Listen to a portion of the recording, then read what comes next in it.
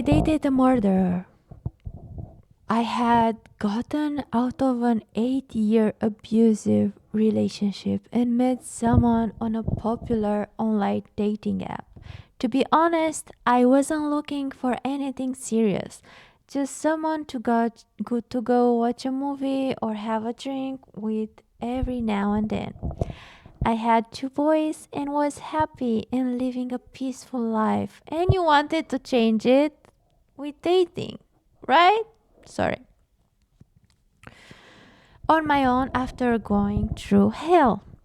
So I met this guy who is just a couple years older than me, and he had turned his life around. When he was younger, he used to be in gangs and drugs, and now he was into working out and staying really fit and doing family stuff.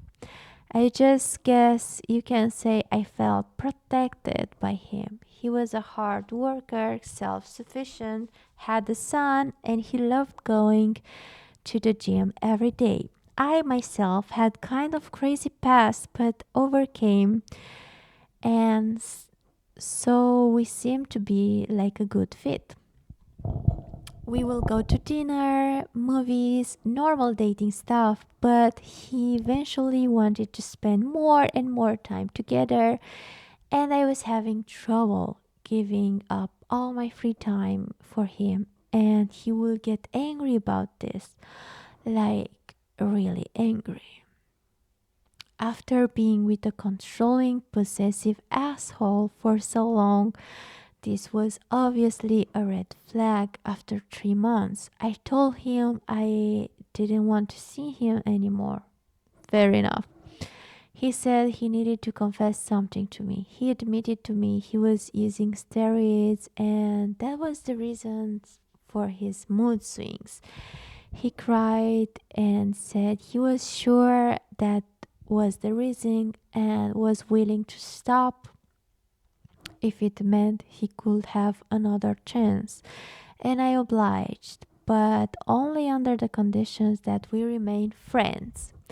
Things were okay for a while. We saw each other maybe every other week and started wanting to see me every week. To which I told him I was not interested in being anything other than friends at the moment, since I was not ready for a relationship. He tried to talk me into giving him another chance, but I just didn't find myself interested in him in a romantic way. And so I insisted that we just be friends. I stopped talking to him. I got mad at his insistence that we still talk every day, since he said that that's what friends do. He would always ask about my whereabouts and ask for pictures of who am I, of who I was hanging out with. And I told him that this is not what friends do. Oh, darling, he knew that. Believe me. And he just insisted that he was just innocently wanted to see what I was up to. Bro, just go work out or watch a show or something. Fast forward 6 months later, and I hadn't spoken to him at all within that time. I was happy and living my life, and on one particular night when my youngest son was at his dad's, I went out to a local bar with my friends. My oldest son, who was 30 at the time, was home alone, so I left a little early to make it home around 10 p.m. I lay down in bed and go to sleep. So, a little info on my living situation. I had been living in my condo for almost a year now, and we lived in a great, safe community. And I will leave my patio sliding glass door open, screen closed, to get a breeze in the night. No biggie. My bedroom was close to the patio, and my son will sleep in the loft that was closest to the front door. I'm dead asleep when I suddenly feel someone slowly sit on my bed. I'm lying in bed wondering why my son will come sit on my bed so slowly. He wouldn't. I turn around and it's not him. It's Mario. Not his real name, by the way. Laying down in bed next to me, I sit up and ask him how he got in. He's not answering me. He says, I need to talk to you. I said, okay, when you need to talk to someone, you don't sneak into someone's room. You call them. You leave a note for them, literally anything but this. Wow, you are approaching this so calmly. Wow. I'm thinking I'm gonna kill my kid for letting him in. I don't think your kid knew. He said, I didn't have your number anymore. Bro, I needed to talk to you before it's too late. Late for what? I didn't even entertain the before it's too late bit because I was livid, but something told me to keep my cool.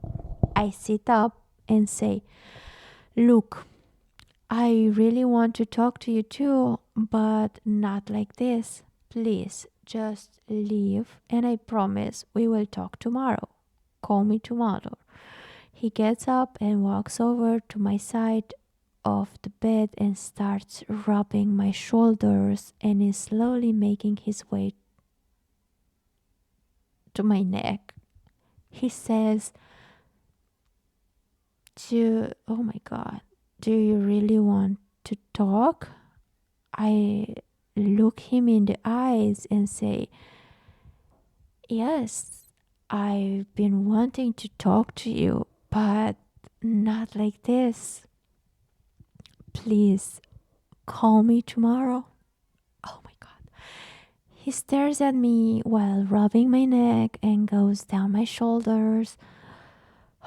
And let's go. Says, okay.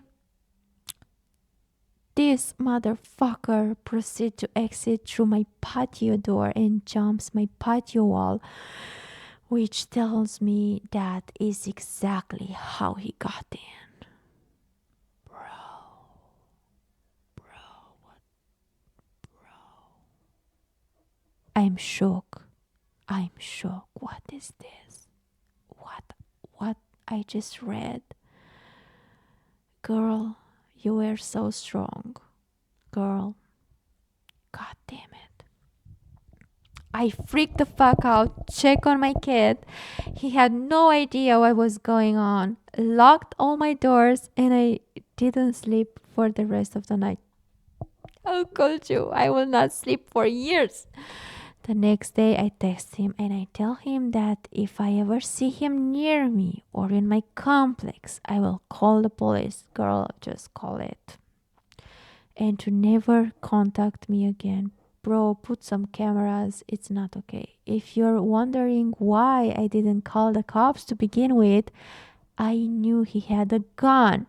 So I was scared of being retaliated against for being a snitch and a B. And B, sorry. And B, I figured if I call the cops, they will probably not do much or just let him out, and I was afraid of what he will do after the fact. At this point, I'm sorry, but move. Either way, he left me alone and I didn't hear from him in years. Oh my god, you're so lucky. You're so lucky. 4 years later, I'm going through Facebook and I see his face in people you might know. I click on the picture and notice that it looks like a jail picture. You know, those pictures where the guy is clearly in a jail cell. That's why he left you alone.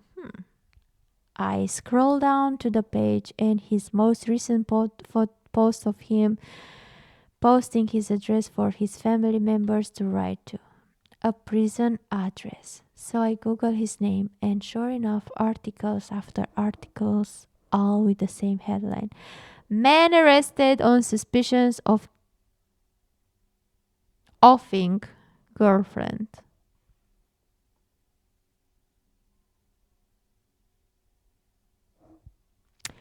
About 2 years after him and I dated, he pew pew and offed the girl he was dating.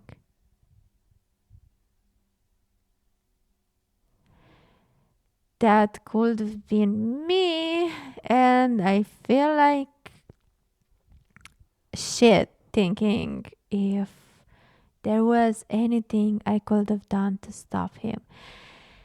Even scarier though is that he only got 12 years for her murder.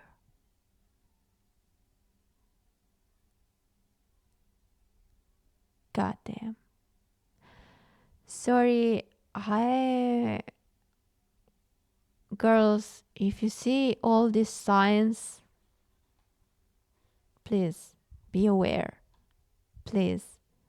At any sign of abnormal, I don't know how to say, abnormal possessiveness, please stop. Please stop anything like this brave woman did, and stop entertaining that man, because you could get, in this ugly situation. Thank you so much, guys, for listening the way I narrate these stories. Um, Credits to the original story, of course. Thank you so much for sharing your experience. This was 6 years ago. God damn. Um, please stay safe out there and take care. See you when I see you. Bye.